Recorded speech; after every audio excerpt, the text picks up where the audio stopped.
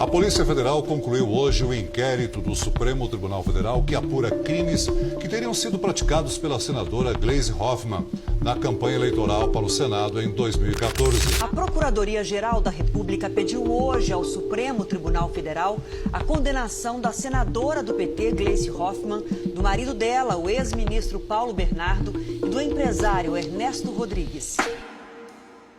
A sugestão do nome de Gleisi Hoffmann para assumir o comando do Ministério da Defesa tem causado apreensão entre os militares e acendido um alerta preocupante para o futuro das Forças Armadas.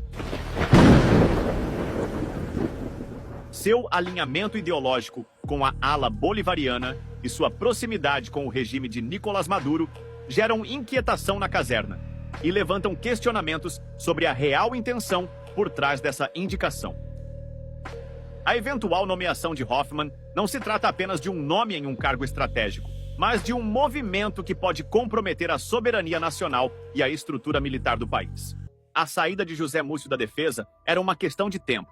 Oficialmente, ele alegou o desejo de estar mais próximo da família, mas nos bastidores é sabido que a falta de recursos para a pasta e os embates constantes com o governo minaram seu interesse em permanecer no cargo. O episódio envolvendo a compra do obuseiro Atmos, cancelada pelo governo, apesar da vitória da empresa israelense na licitação, evidenciou o desgaste entre a cúpula militar e o governo. A tentativa de Múcio de equilibrar os ânimos não foi suficiente para evitar o atrito, especialmente após os embates com Celso Amorim, que é o verdadeiro articulador do Ministério da Defesa. Entre os militares, nomes como o do general Santos Cruz e do general Punhol chegaram a ser cogitados para a pasta, mas foram descartados por não atenderem aos critérios políticos do atual governo. A tendência é que a nova nomeação seja de alguém alinhado ao Partido dos Trabalhadores, o que reforça a preocupação com a condução da defesa. A possível indicação de Gleisi Hoffmann para a defesa foi destaque em reportagem do portal DefesaNet, mostrando que a indicação não irá se basear em experiência militar ou conhecimento técnico, mas sim em afinidades ideológicas, o que pode impactar diretamente a capacidade operacional das Forças Armadas. Os recentes cortes no orçamento da defesa, a venda de quartéis, a escassez de combustíveis e até mesmo a falta de alimentos em algumas unidades militares são reflexos de um cenário alarmante. O desmonte progressivo das Forças Armadas brasileiras contrasta com a postura das grandes potências mundiais, que investem fortemente na segurança nacional. Enquanto países como os Estados Unidos, Rússia e China ampliam suas capacidades militares e firmam alianças estratégicas, o Brasil segue na contramão, enfraquecendo suas forças e comprometendo sua soberania. O Palácio do Planalto se tornou um campo de disputa por cargos e espaços de poder, onde nomeações estratégicas são usadas como moeda de troca política. Essa realidade não é exclusiva deste governo, mas o impacto da escolha de um ministro da Defesa sem experiência na área pode ser desastroso. A pasta exige um profissional com conhecimento técnico, capacidade de gestão e comprometimento com a segurança nacional, e não alguém cujo histórico está vinculado a articulações políticas e alianças ideológicas questionáveis. A Venezuela é uma democracia, como o presidente disse recentemente. A Venezuela é uma democracia? Olha, nós entendemos que cada povo tem que dirigir o seu destino, autonomia e soberania popular. E a Venezuela é um país que faz eleições recorrentes, né? Participa uma parte, não participa outra, enfim. Eu lembro que até a última eleição do Maduro, o Zapatero acompanhou a eleição, e o Zapatero não é um cara propriamente de esquerda, né? E fez um relatório mostrando as normalidade das eleições na Venezuela. A proximidade de Hoffmann com Maduro é um fator que não pode ser ignorado. O regime venezuelano, conhecido por suas provocações e ameaças ao Brasil, já demonstrou interesse em expandir sua influência na região. Ter à frente da defesa alguém que mantém laços estreitos com esse governo ditatorial que oprime o povo venezuelano levanta sérias preocupações sobre os rumos da política militar brasileira e a integridade do país diante de ameaças externas.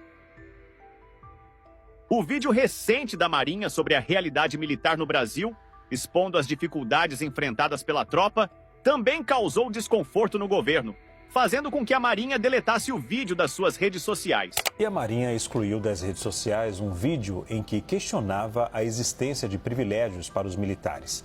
O vídeo foi publicado logo após o governo anunciar o pacote de corte de gastos que prevê, entre outras medidas, o estabelecimento da idade mínima de 55 anos para a passagem à reserva. Para a ala mais radical do atual governo, Múcio foi visto como um aliado dos militares e, por isso, tornou-se alvo de desgaste. Seu afastamento abre caminho para uma nomeação que atenda aos interesses políticos do governo, sem necessariamente considerar as necessidades estratégicas das Forças Armadas.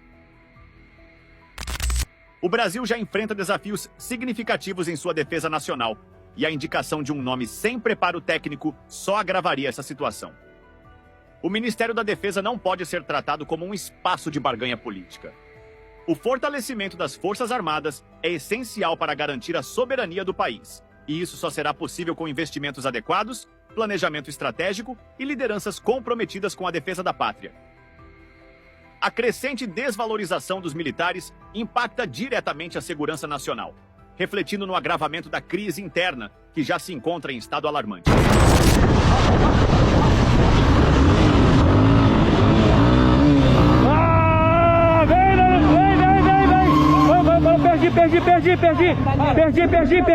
Perdi, tem não, aqui, ó. Aqui, cara, pega. Bota no descanso. Aqui, ó. Bota no descanso. Aqui. Perdi, mano. Tira a aliança. Não tem, isso aqui é negócio. Ah, tira a aliança, aqui, pô. cara, tô tentando, tira aqui, por favor. Aqui, ó. Criminosos agem com cada vez mais ousadia, desafiando as forças de segurança e impondo um clima de medo e violência sobre a população. A precariedade na estrutura, a escassez de equipamentos e a falta de investimentos debilitam a capacidade das Forças Armadas de responder a crises, tanto em relação a ameaças externas quanto em operações internas, como as frequentes ações de garantia da lei e da ordem. A população precisa estar atenta a essas movimentações. A escolha do ministro da Defesa não é um detalhe burocrático, mas uma decisão que pode afetar a estabilidade do país a longo prazo. A nomeação de Gleisi Hoffmann seria um sinal claro de que os interesses ideológicos estão sendo colocados acima da segurança nacional, o que representa um risco inaceitável. Se o Brasil deseja se manter como uma potência militar na América Latina, é fundamental que as Forças Armadas sejam tratadas com a seriedade e o respeito que merecem. O enfraquecimento da defesa compromete não apenas a segurança interna, mas também a posição do país no cenário geopolítico internacional. O Brasil precisa de uma liderança técnica, preparada e comprometida com a proteção da soberania nacional.